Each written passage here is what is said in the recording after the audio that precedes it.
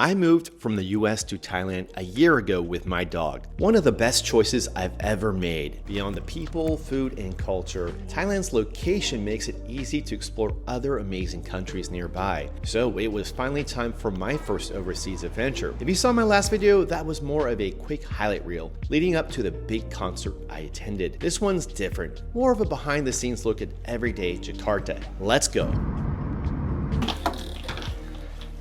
I made it to Jakarta. I'm at the Loft in downtown central Jakarta, and here is my room. I am pretty stoked about this setup. Staring directly at the Monas, which is the national monument. I have a ton of Bonvoy points from my corporate days. It's only for 4 nights, I'm spending less than $60. At this moment in time in September, there have been protests going on, so I think they've kind of subdued a little bit. Hopefully there's not too much craziness. I'm really excited because I'm going to the Muse concert, and I heard they have amazing live concerts, and I'm gonna explore the city. I'm walking to get some food right now.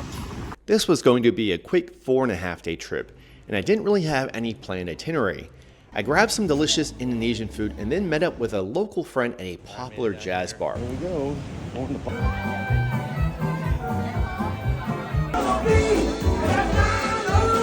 Super chill evening as I plan to do a lot of exploring the next day.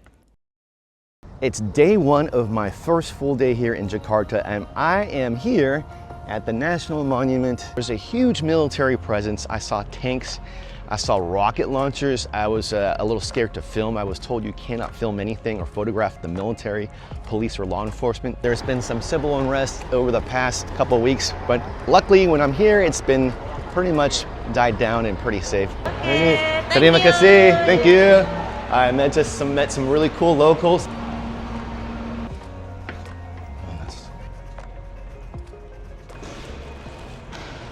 I made it to the top after that long ass wait, and let's take a look. This music is so good.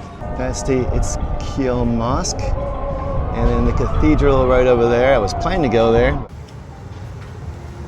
It was an amazing tour of the National Monument, but now I'm headed over to the Istiqlal Mosque, which is the largest mosque in all of Southeast Asia. I'm gonna follow this lady. I gotta cross the street here.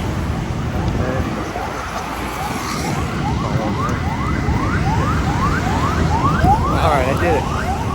I'm right in front of the Istiqlal Mosque, and I'm very bummed because I can't enter. It's past 4 o'clock, and if you're not Muslim, you can't go inside. All right, I'm gonna head over to this cathedral here.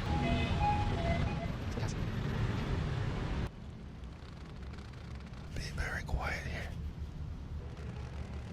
After walking over 6 miles in the Jakarta humidity, it was time to rest. I went back to my favorite vegan restaurant, Burgerines, and checked out a local band nearby. Tomorrow was the big day. The whole reason why I came to Jakarta in the first place. This was it. No sightseeing today. It was all about the concert. And I wanted to make sure I got to the venue at this beach area called Angkol plenty early. I made it to Angkol. It's like an amusement park next to the beach. Let's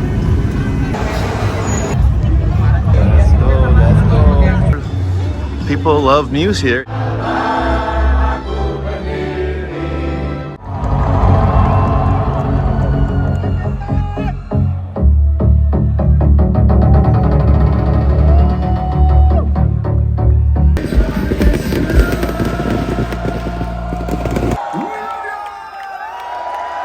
That was amazing. They crushed it live. It's my last full day here in Jakarta, and I'm right in front of this amazing park called Taman Lempeng something. It is a symbol, I believe, of freedom from colonialism. Here is a closer look of the Statue of Freedom. It's so nice to have green space here because there really isn't too much in this big concrete jungle, which reminds me of Bangkok a lot. Jakarta, first time in tuk-tuk.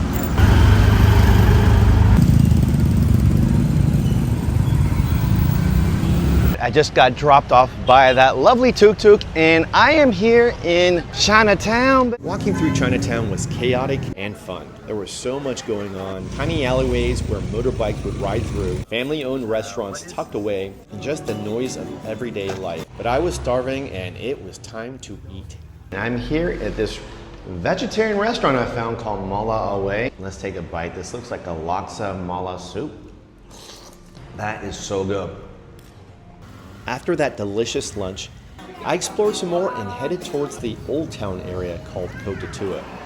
The city was alive with the roar of traffic to the loudspeakers from the local mosque for calls to prayer. Sometimes it's just cool to be a silent observer walking through the city. Now in Kota Tua, I just met a really friendly Gojek driver, speaks really good English, and was just very curious where I'm from. This is the old town called Batavia, which was the Dutch capital when they were colonizing this area. I'm gonna check out Fathahila Square. I am here, I believe at Fathahila Square. If not, I don't know, but it's a cool, huge public area where I think, based on my non-Dutch, that is the old governor's house or office. It says Governor's Kantoor. I didn't take Dutch in high school, so I have no idea. Look at these ladies, they're taking care of business on that 360 selfie camera. This has been really fun when you don't really have a plan. I've just been walking around. I started out in Chinatown, now I'm here in Kota Tua. Just cool to see locals here, and apparently there's a bunch of bikes that are like neon. People can ride around. There's a lot of families out here, which is amazing, and just everyone's smiling and happy. Very nice vibes. I've had an amazing time so far in Indonesia, and people have just been super friendly, warm, and love it here. I wish America was more like that in many ways. I know they're going through some tough times, but glad I'm here. I'm gonna check out this live band. These guys getting into it.